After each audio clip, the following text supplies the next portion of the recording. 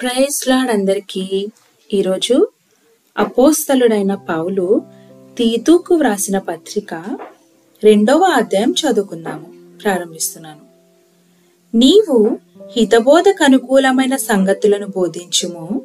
ఎలాగనగా వృద్ధులు మితానుభవము గలవారును, మాన్యులను, స్వస్థ బుద్ధి గలవారును, విశ్వాస ప్రేమ సహనములయందు లోపము లేనివారునై ఉండవలెననియు, అలాగునని వృద్ధ స్త్రీలు కొండెకత్తులను మిగుల మద్యపాన శక్తులనై ఉండక ప్రవర్తన యందు భయభక్తులు గలవారై ఉండవలెననియు, దేవుని వాక్యము దూషింపబడకుండునట్లు యవన స్త్రీలు తమ భర్తలకు లోబడి ఉండి తమ భర్తలను శిశువులను ప్రేమించువారును, స్వస్థ బుద్ధి గలవారును, పవిత్రులను, ఇంట ఉండి పనిచేసుకొని వారును మంచివారునై ఉండవలెనని బుద్ధి చెప్పుచు మంచి ఉపదేశము చేయువారునై ఉండవలెననియు బోధించుము.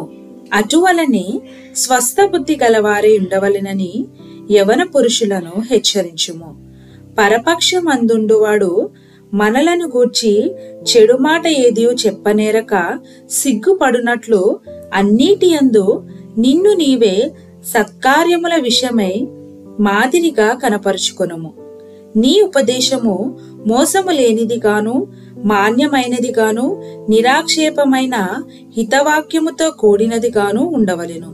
దాసులైన వారు అన్ని విషయముల యందు మన రక్షకుడగు దేవుని ఉపదేశమును అలంకరించున్నట్లు తమ యజమానులకు ఎదురు మాట చెప్పక, ఏమియో అపహరింపక, సంపూర్ణమైన మంచి నమ్మకమును కనపరచుచు అన్ని కార్యములందు వారిని సంతోషపెట్టుచు వారికి లోబడి ఉండవలెనని వారిని హెచ్చరించుము.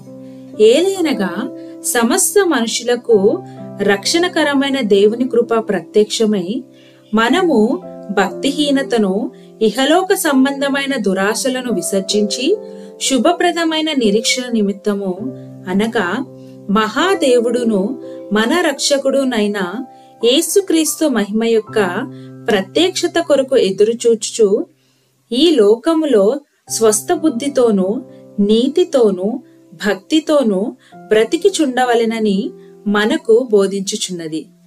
ఆయన సమస్తమైన దుర్నీతి నుండి మనలను విమోచించి సత్క్రియలయందాసక్తి గల ప్రజలను తన కోసరము పవిత్రపరచుకొని తన సొత్తుగా చేసుకొనుటకు తన్ను తానే మన కొరకు అర్పించుకొనెను.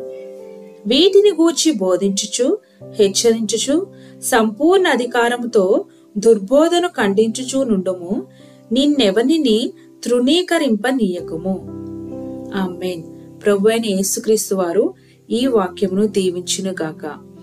ఈ వాక్యమును బట్టి మనలను, మన జీవితాలను మనము సరిచేసుకుందుము గాక. ఆమేన్.